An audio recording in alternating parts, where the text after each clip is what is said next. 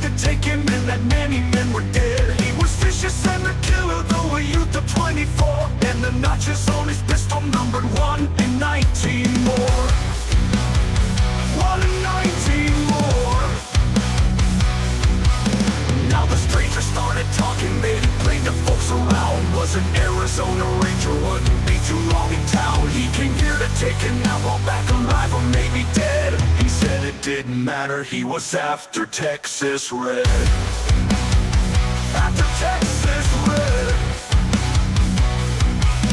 Wasn't long before the story was relayed to Texas Red, but the outlaw didn't worry, men that tried before were dead. 20 men had tried to take him, 20 men had made a slip. 21 would be the Ranger with the big iron on his hip. Big iron on his hip. The morning passed so quickly, it was time for them to meet. It was 20 past 11 when they walked out in the street. Folks were watching from the windows, everybody held their breath. They knew this handsome Ranger was about to meet his death.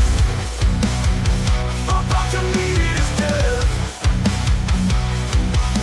There was 40 feet between them when they stopped to make the play, and the swiftness of the Ranger is still talked about today. Texas Red had not cleared leather for a bullet fairly ripped, and the Ranger's aim was deadly with the big iron on his hip.